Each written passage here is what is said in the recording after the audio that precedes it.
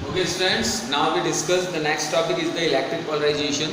अभी हमने पढ़ा पोलर मटेरियल्स के अंदर कि प्रेजेंस ऑफ इलेक्ट्रिक फील्ड के अंदर डाइपोल मोमेंट क्रिएट हो जाता है, डाइपोल मोमेंट इंड्यूस्ड हो जाता है। ओके, वो पोलर में भी हो सकता है, वो नॉन पोलर में भी हो सकता है। तो वो प्रॉपर्टी जो किसी भी मटेरियल के अंदर in presence of electric field dipole moment induced कर देती है, उसे इलेक्ट्रिक पोलराइजेशन कहते हैं। बहुत सिंपल वर्ड्स में, the property which induced the dipole moment in material in presence of external electric field is called the electric polarisation. अब यहाँ पर जब हम इलेक्ट्रिक पोलराइजेशन को डिफाइन कर रहे हैं तो यहीं से एक वर्ड और निकल के आता है, linear isotropic dielectric material. एक और टॉपिक यहाँ से निकल के आता है, linear isotropic dielectric, linear isotropic dielectric material. तो अब जब हम इसको डिफाइन करते हैं लीनियर आइसोट्रोपिक डाइइलेक्ट्रिक मटेरियल को, तो हम ये कहते हैं कि the material which for which induced dipole moment is proportional to the intensity of the electric field and it is in the direction of the electric field। यानी जो material या वो मटेरियल जिसके अंदर डाइपोल मोमेंट इंड्यूस्ड हुआ है, वो dipole moment किस पर डिपेंड कर रहा है? इंटेंसिटी ऑफ इलेक्ट्रिक फील्ड पे। जितना ज्यादा इलेक्ट्रिक फील्ड होगा डाइपोल मोमेंट उतना ज्यादा होगा। Got it? क्यों? क्योंकि जितना स्ट्रॉन्ग इलेक्ट्रिक फील्ड होगा प्लस माइनस को उतना ज्यादा डिस्टेंस पे ले जाएगा, और P equals Q into 2A होता है। 2A बढ़ेगा तो P भी बढ़ जाएगा। तो कहने का मतलब ये हो गया कि the material in which induced dipole moment is directly proportional to the intensity of the electric field and in the direction of the electric field. Directly proportional भी होगा और इलेक्ट्रिक फील्ड की डायरेक्शन में भी होगा, और उसी को हम क्या नाम देंगे? This is known as the linear isotropic dielectric material. उसको हम कहेंगे लीनियर आइसोट्रोपिक डाइइलेक्ट्रिक मटेरियल।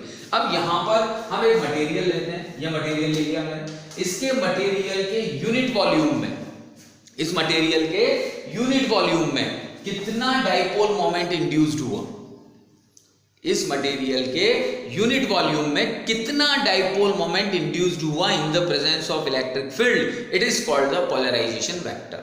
उसको क्या नाम देते हैं हम? बहुत सिंपल है, आराम से समझिएगा कि किसी मटेरियल के यूनिट वॉल्यूम में कितना डाइपोल मोमेंट इंड्यूस्ड हुआ, वो कहलाता है आपका polarisation vector. It is called the P, and this polarisation vector is directly proportional to electric field.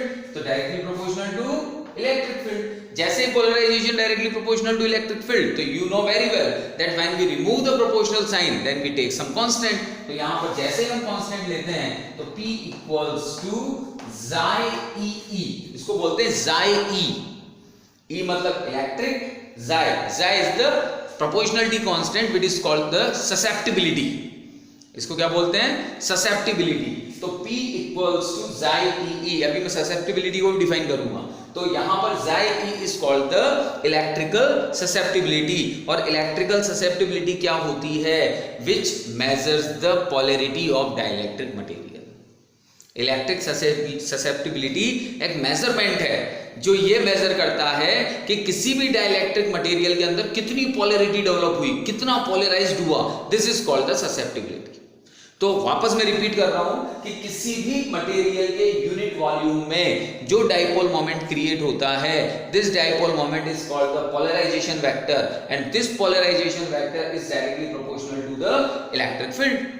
Okay, when we remove the direct proportional sign, then we get P equals to xi e, and xi e is called the electrical susceptibility, and electrical susceptibility is the property which measure the polarity of any dielectric material। और xi e that means जो electrical susceptibility होती है वो एक dimensionless quantity होती है। Got it बेटा? Thank you।